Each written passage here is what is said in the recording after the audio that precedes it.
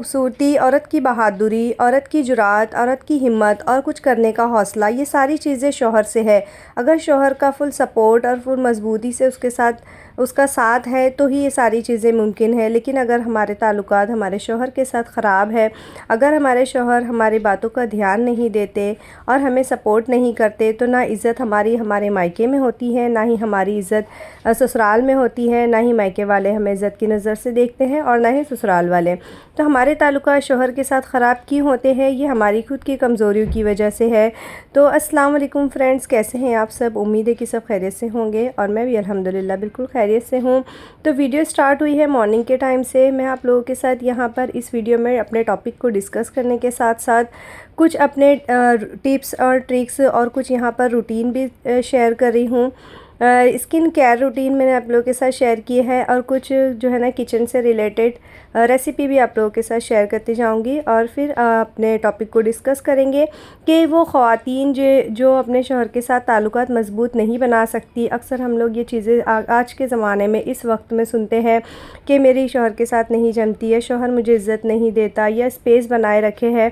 तो ये सारी चीज़ें क्यों होती है? क्या गलतियाँ होती है हमारी क्या कमज़ोरियाँ है जिसकी वजह से हम अपने शौहर के साथ मज़बूत रिश्ता नहीं बना सकते? तो इस वीडियो में मैं ये सारी चीज़ें आप लोगों के साथ शेयर करूँगी इंशाल्लाह। तो वीडियो को स्किप किए बिना एंड तक देखिएगा। और अगर मेरी जो टिप्स और ट्रिक्स जो मैं आप लोगों के साथ मशवरा और जो बात डिस्कस करने वाली हूँ अगर आप लोगों को पसंद आ जाए तो वीडियो को एक प्यारा सा लाइक करना, कमेंट करना और न्यू अगर हो मेरे चैनल पे पहली बार आए हो तो सब्सक्राइब ज़रूर करना। तो फ्रेंड्स, यूँ होता है ना कि हम लोग ये सोचते हैं कि हमारा शौहर है वो हमारी बात सुने, वो हर वक्त हमारी बात पे ध्यान दे। हम कुछ कहना चाह रहे हैं तो वो हमारी बात सुने, लेकिन ऐसा नहीं होता। ये क्यों नहीं होता? ये यहाँ पर हमारी बहुत बड़ी कमज़ोरी होती है कि हम अक्सर यूँ करते हैं, जैसे कि अभी सबसे पहली बात तो ना शौहर को किसी से कंपेयर ना करें, किसी अपने घर वाले से, अपने भाई से, अपने कज़िन से, है ना, अपने बहन भाई से, किसी से कंपेयर ना करें। अगर आपको लग रहा है कि आपके शौहर की तरफ से कोई कोताही है, कोई कमी रह रही है, तो आप ये ना करें कि देखो मेरा भाई कैसा है, देखो मेरा बहन भाई तो ऐसा नहीं है, देखो उसने कोई अपनी सहेली का हस्बैंड कोई चीज़ उसको ला कर दे रहा है, तो ये ना कहे कि देखो उसने तो मेरी जो सहेली है उसके शौहर ने ये चीज़ ला के दिया है और आपने ये नहीं लाई। तो इससे ये नहीं होगा कि आपकी बात सुनकर वो भी आपको ला कर दे दे। नहीं, देखो हर इंसान का, हर शौहर का, हर मर्द का नेचर डिफरेंट होता है, मुख्तलिफ होता है, उसका एक अलग मिजाज है। शौहर जो है अलग तरीके से आपको देने की, आपके साथ में वक्त बिताने की कोशिश करते हैं। देखिए अक्सर ख़वातीन ये होती है ना, अपनी बेवकूफ़ियों की वजह से, अपनी नादानियों की वजह से, अपनी छोटी मोटी मासूमियत की वजह से अपना रिश्ता ख़राब कर देती है और ये समझती है कि ये मेरी गलती नहीं है, ये सामने वाले की गलती है और ये हमारी गलती नहीं है, ये किसी और की वजह से हुआ। तो देखो तीसरे लोग हमारे रिश्तों में कब शामिल होते हैं, तीसरे लोगों की वजह से हमारा रिश्ता कब ख़राब होता है?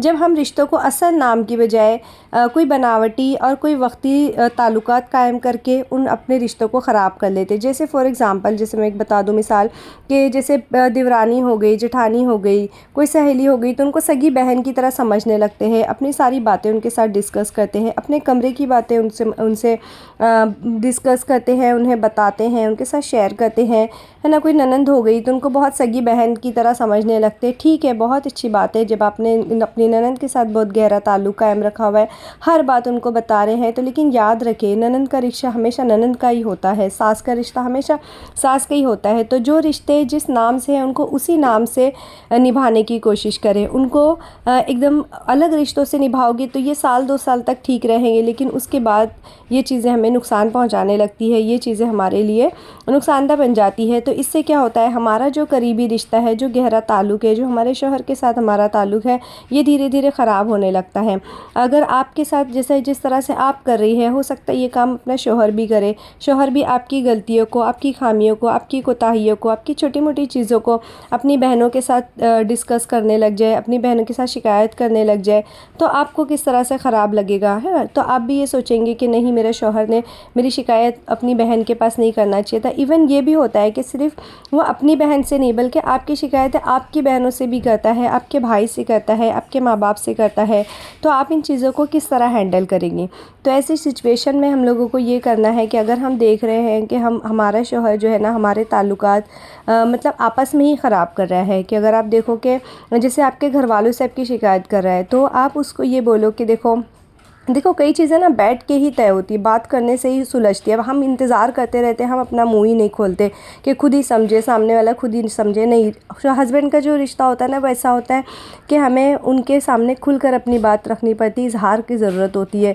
तो हम अपने शौहर को ये समझाएं कि देखो, अगर आप मेरे बहन भाई को मेरे माँ बाप के सामने मेरी शिकायतें करेंगे, तो है ना, इससे वो लोग मुझे डांटेंगे, मेरा ताल्लुक़ ख़राब हो जाएगा उनके साथ। वो लोग मुझे मतलब कभी ना कभी टॉर्चर करेंगे, वो मुझे चिल्लाएंगे कि तू अपना घर हैंडल नहीं कर पा रही है, तू ये चीज़ों को सेट नहीं कर पा रही है, और इससे आपकी भी इमेज ख़राब होगी। आपको आज नहीं कल उनके सामने बैठना है। देखो, आपने अगर मेरी शिकायत करे और मैं भी उसमें कोई आपकी शिकायत उनके पास कर दूँ, तो वो मेरी गलतियों को तो भूल जाएंगे, लेकिन दामाद की गलतियों को वो लोग कभी नहीं भूलेंगे। तो इसलिए आप अपने शौहर को इसी तरह प्यार मोहब्बत से समझाने की कोशिश करें कि देखो, अगर वो आपकी गलतियों को नहीं भूलते, तो आज आप को आज नहीं तो कल आपको उनके सामने बैठना है, उनके दरमियान बैठना उठना है, उनके साथ ताल्लुकात कायम रखने हैं।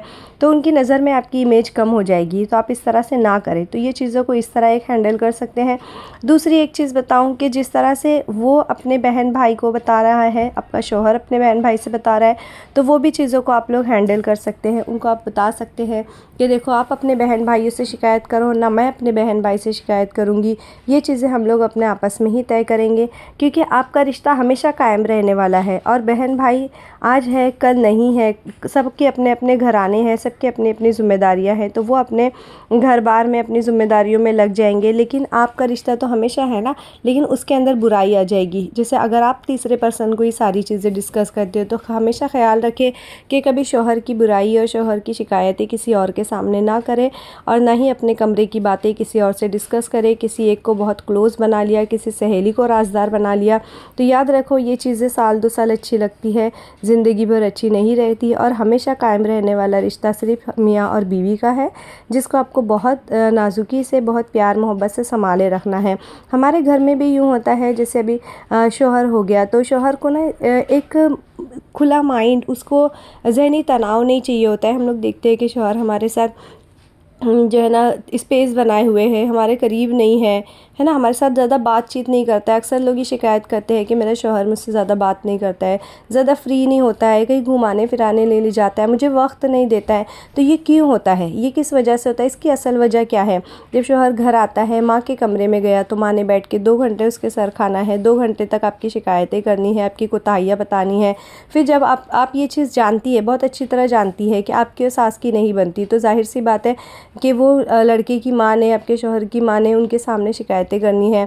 तो यही चीज़ आप भी करोगी। जब फिर वो आपके कमरे में आए, तो फिर आप उनका ताना बाना शुरू कर दोगी, आप इन शिकायतों के अंबार को चालू कर दोगी। तो वो कहाँ जाए, वो शौहर कहाँ जाए। उसको ये चीज़ें बैलेंस करनी है, उसको ये दोनों तरफ से ना ऐसे रखना है, ऐसे सिचुएशन बनानी है कि किसी को बुरा नहीं लगे, ना शौहर को, ना बीवी को बुरा लगे, ना माँ को बुरा लगे।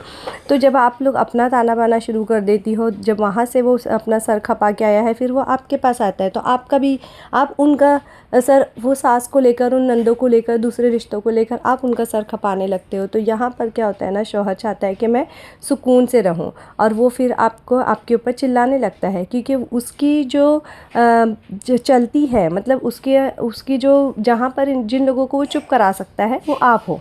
ठीक है, वो अपनी जो भी उसकी जो डांटने का तरीका है, चिल्लाना है, उसका माँ के साथ तो नहीं चल सकता है ना, लेकिन आपके साथ चल सकता है। आपके साथ उसकी हुकूमत चलती है, तो वो अपनी भड़ास जो है वो आप पर निकाल देता है, अपना गुस्सा निकालता है, जबकि उसने ये काम अपनी माँ के साथ नहीं किया, क्योंकि वो रिश्ता एहतराम का है, लेकिन आपके साथ में वो हुकूमत रखता है। तो वो ये सारी चीज़ें आपके ऊपर निकालता है, फिर इससे आपके ताल्लुकात ख़राब होते हैं। तो इस तरह की सिचुएशन क्रिएट ही ना करो कि ना वो आपको डांटे, आपके साथ स्पेस बनाने की कोशिश करे। ठीक है। तो इन चीज़ों का हम लोगों को बहुत ख्याल रखना है, इससे हमारे ताल्लुकात ख़राब होते हैं। जो बीवियाँ ये सोचती है कि ना मैं अपने शोहर की लाडली क्यों नहीं बन पा रही हूँ, मैं अपने शोहर, मेरा जो शोहर है मुझसे इतना दूर दूर क्यों रहता है, मुझे वक्त क्यों नहीं दे पाता है। तो आप जब देखो ना कि आपके पास वक्त है, तो आप उसमें दूसरों की बातें ना करो, आप अपनी बात करो, है ना। आपको आगे क्या करना है, अपने बच्चों के लिए क्या करना है, आपके शोहर के आगे क्या माइंड में है, उनको क्या चीज़ें सेटलमेंट करनी है, ज़िंदगी को आगे किस तरह से गुजारना है, आप अपनी बात करो। तो लोगों की बातें बहुत कम करो। जब आपको चाहते हो कि देखो, हर औरत की ख्वाहिश होती है, उसके दिल में एक भड़ास होती है, वो निकालना चाहती है ना, उसका दिल दुखता है कहीं पर, वो अपने दिल का बोझ हल्का करना चाहती है। तो इन चीज़ों को ना एक वक्त पे करो। अब जब आप देखो कि सिचुएशन सही नहीं है, सबसे बेहतर, देखो हमारे शोहर को जानने के लिए सबसे बेहतर जो होती है ना, वो एक बीवी होती है। ठीक है, वो अच्छी तरह से जानती है उसके शोहर का मिजाज कैसा है, नेचर कैसा है ना, वो किन चीज़ों को पसंद करता है, वो किन चीज़ों को नापसंद करता है। तो ये सब जानते बूझते अगर आप उसके मिजाज के ख़िलाफ़ काम करोगे, तो ज़ाहिर सी बात है जो है आपके ताल्लुकात उसके साथ बिगड़ने हैं। और ये इंपॉर्टेंट चीज़ हमेशा याद रखना है, जैसे कि मैंने बताई कि शौहर को कंपैरिजन बिल्कुल पसंद नहीं है। जिस तरह आपको नहीं पसंद है, आप अपने ऊपर से ही सोचें कि अगर आपका शौहर आपको किसी से कंपेयर करे या आपको कुछ दिखाने की कोशिश करे कि देखो मेरी भाभी कितनी अच्छी है, अपने सास ससुर का ख्याल रखती है, मेरी बहन कितनी अच्छी है, तो जिस तरह आपको बुरा लगेगा उसी तरह उसको भी बुरा लगता है। तो इन चीज़ों का ख्याल रखें, अपने रिश्तों को बनाए रखने के लिए, मज़बूत रखने के लिए मेरे टिप्स और ट्रिक्स को और मशवरों को फॉलो करें इंशाल्लाह। और अगर मेरे चैनल पे नए आए हो, मेरी चीज़ें जो मैंने आपके साथ डिस्कस की पसंद आई हो, तो आई होप पसंद आई होगी। तो इंशाल्लाह मेरे चैनल पे अगर नए आए होंगे तो सब्सक्राइब करना, लाइक करना, शेयर करना और प्यारे प्यारे से कमेंट करना। और इस तरह के मशवरों के लिए एक कमेंट करना ज़रूर, इंशाल्लाह आपके साथ और डिस्कस करेंगे। अल्लाह हाफ़िज़।